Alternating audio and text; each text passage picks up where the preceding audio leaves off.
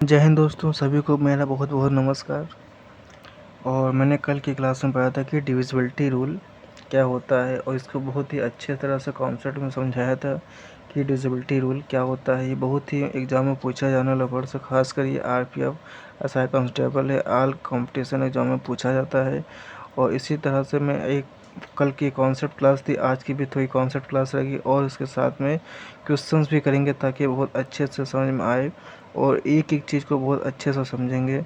चलो आज के शुरू करते हैं कि कल मैंने पढ़ा था कि 2 है, 4 है, 5 है, 7 है, 8 है, इनको पढ़ लिया था। आज पढ़ेंगे 7 क्या है, 17 क्या है, इनको सबको पढ़ना होगा। चलो शुरू करते हैं। ऑस्कुलेटर कहते हैं कि एकाधिका क्या होती है।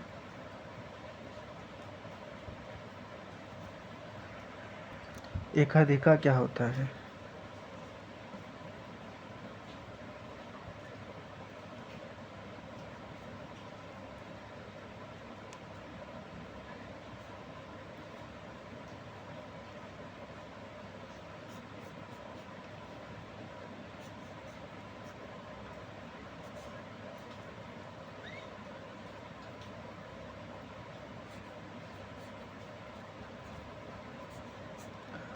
एकाधिका ऑस्कुलेटर क्या होता है? इसी तरह से जैसे कि देखते हैं कि 7 क्या होता है। 7 के लिए क्या देखा जाता है? 7 है, 17 है, 27 है और 37 है, 47 है। इसी तरह से देखा जाता है। इनको बहुत अच्छे तरह से समझेंगे आखिर क्या होती है एकाधिका। एकाधिका क्या होती है? इनको कुछ नहीं करना है, इनको सिर्फ है इनकी मल्टीप्लाई करा दो, केवल 3 से मल्टीप्लाई करा दो। जितनी भी हैं इनको 3 से है मल्टीप्लाई करा दो, 3 से मल्टीप्लाई करा दो।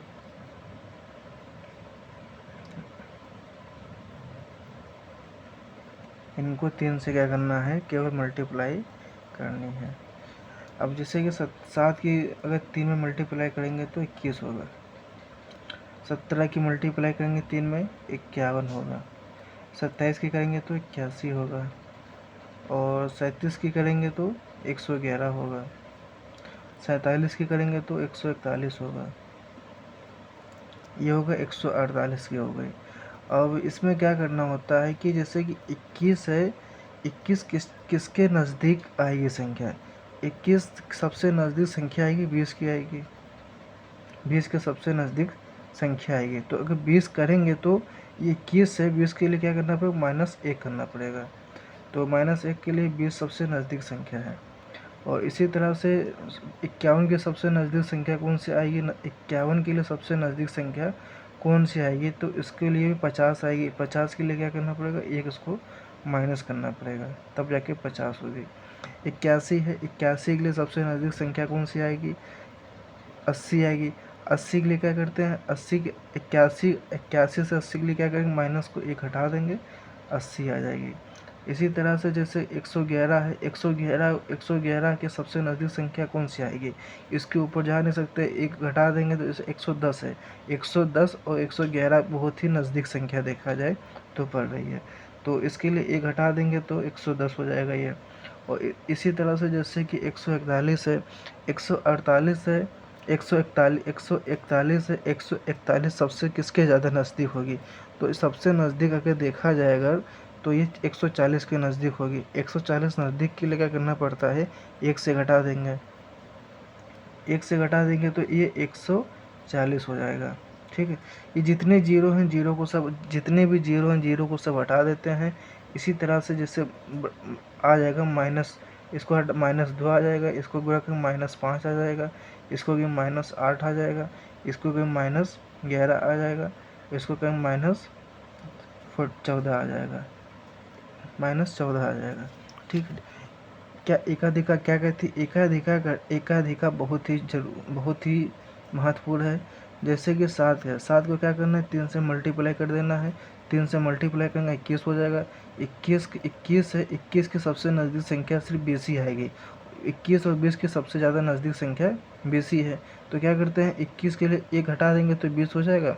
इसी तरह से 17 को 17 की गुणा करते हैं 3 से कर दें 51 होगा। 51 सबसे किसके नज़दीक संख्या होगी? 51 सबसे नज़दीक संख्या के देखा जाए तो 50 की है। तो 50 के लिए क्या करते हैं, तो 51 में से 1 हटा देंगे तो 50 हो जाएगी। और इसी तरह 27 से 27 दिया होता है 81। 81 की सबसे नज़दीक संख्या 80 है। 80 में से -1 कर देंगे तो 81 में से -1 कर देंगे तो 80 हो जाएगी। और इसी तरह 37 से 37 की मल्टीप्लाई 3 में कर दिया है तो 111 हो गई। 111 की सबसे नज़दीक संख्या 110 है, -1 कर दिया 110 हो गई। और इसी तरह से 47 की मल्टीप्लाई 3 में कर दिया है तो 141 हो गए। 141 की सबसे नज़दीक संख्या 140 हो गई। इसके लिए 1 से माइनस घटा देंगे। जितने जीरो होते हैं इनको सबको काट देते हैं और इसकी जो इनकी मल्टीप्लाई कर देते हैं -2 -2 -5 -8 -11 -14 हो जाएगा। और इसी तरह से एक होती है कि पॉजिटिव ऑस्किलेटर क्या होती है? पॉजिटिव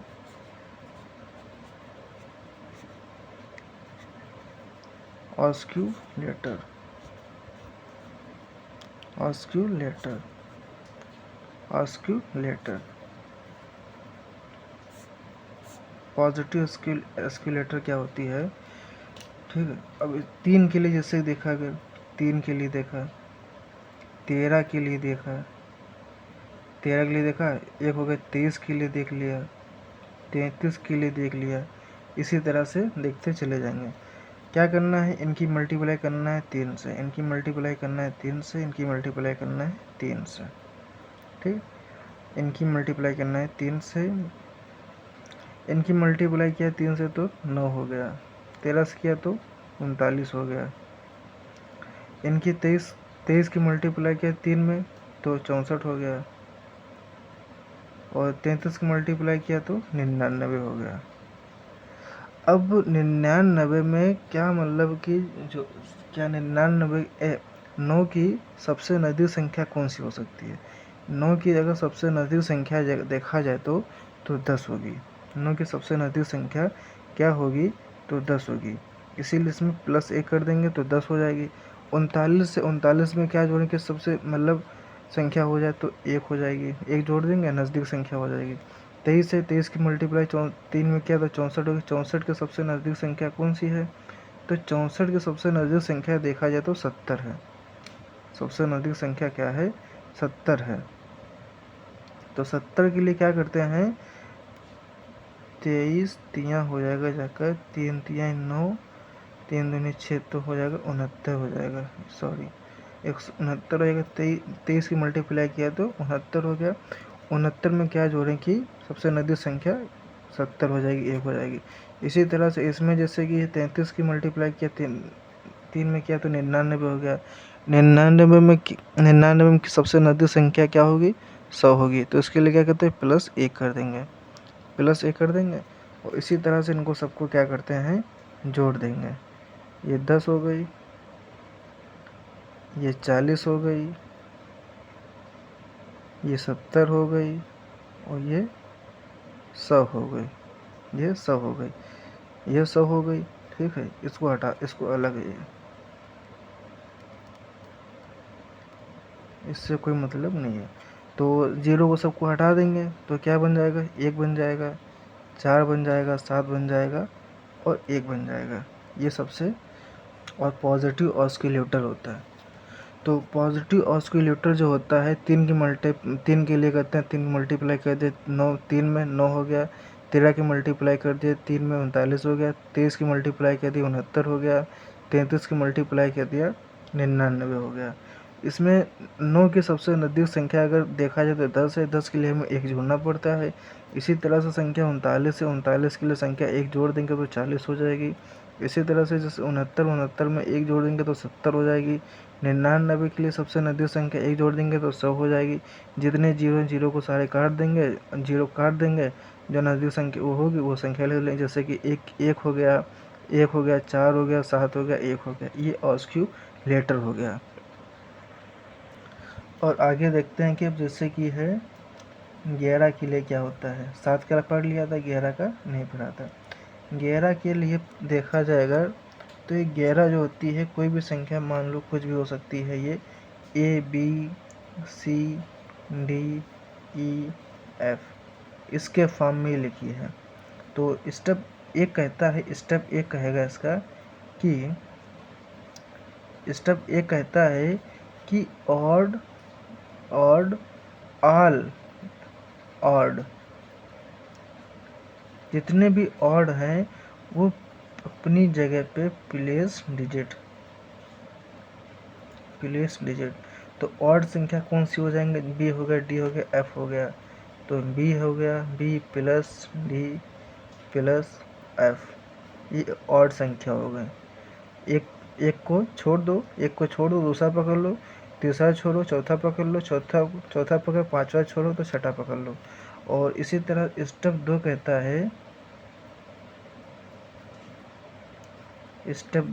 है कि ऑड ऑल सम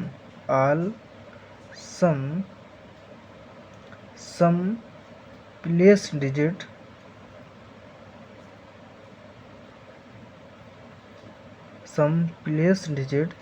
जैसे सम प्लेस डिजिट, जो पहला क्या होगा, सम एक हो गया, ए हो गया, फिर दूसरा होगा एक पकड़ा एक छोड़ दिया, फिर सी हो गया, फिर इसी तरह से एक पकड़ा दूसरा छोड़ा, फिर तीसरा पकड़ा, फिर चौथा छोड़ा तो ई हो गया, ये हो गया। तीसरा स्टेप क्या कहता है कि स्टेप एक माइनस स्टेप दो, इन दोनों को घटा दो। स्टेप एक में से स्टेप दो को घटा दो, ये स्टेप 11 कहता है। स्टेप 11 के लिए जैसे कि संख्या हो सकती है, 0 भी हो सकता है, 11 होगा, 22 होगा, 33 होगा, डैश करके। इसी तरह से इसे माइनस भी होगा, -22 होगा, और इसी तरह -33 होगा, इसी तरह डैश करके संख्या बढ़ती रहेगी। ये 11 का नियम कहता है।